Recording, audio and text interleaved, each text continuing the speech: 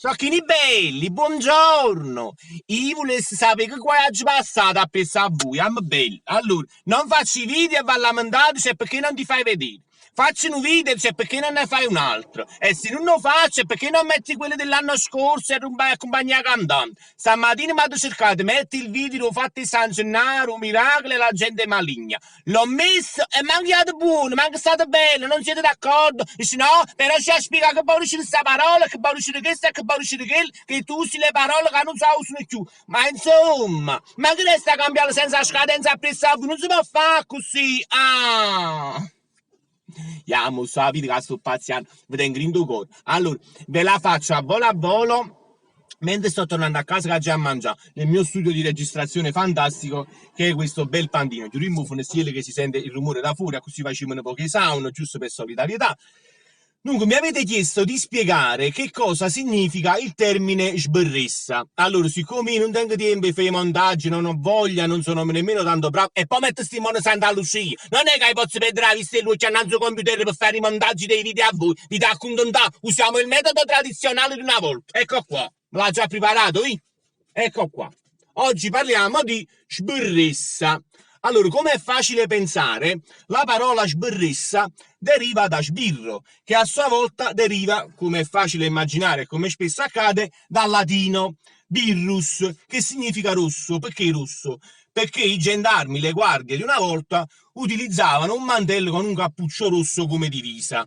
Poi da là si è aggiunto una S e quindi è diventata sbirro. Poi la parola sbirro ha assunto un significato negativo e viene usata in modo dispregiativo per definire coloro che fanno parte delle forze dell'ordine, ma questo è un altro discorso, a noi non ci interessa. La parola sbirro non significa soltanto persona appartenente alla polizia, ma significa anche, in senso traslato, una persona litigiosa, una persona prepotente. Per cui, se noi alla parola sbirro aggiungiamo una cosa che si chiama suffisso, cioè il finale della parola, che deriva dal greco issa, che in italiano diventa essa, quindi sberrissa in greco, sberrissa in italiano, la parola sberressa, eccola qua un'altra volta, significa semplicemente persona maligna, malvagia, prepotente, persona negativa. In particolare c'è da dire una cosa: sberressa riferita ad una donna adulta significa questo, riferito ad una ragazzina più giovane può significare semplicemente ragazzina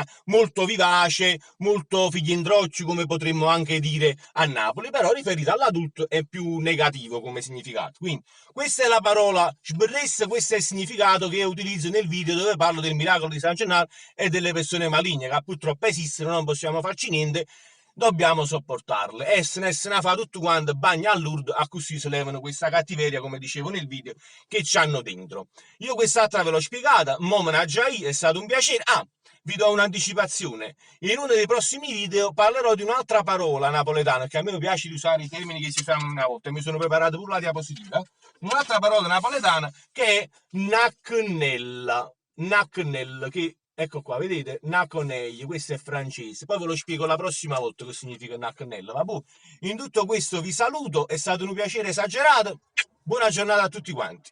Mi riscusate di fare una precisazione. È vero, non esistono soltanto le sberrisse donne, esistono anche i sberriss uomini e tante volte succede che gli uomini sono più sberriss e maligne delle donne. Tant'è. Di nuovo, tante belle cose.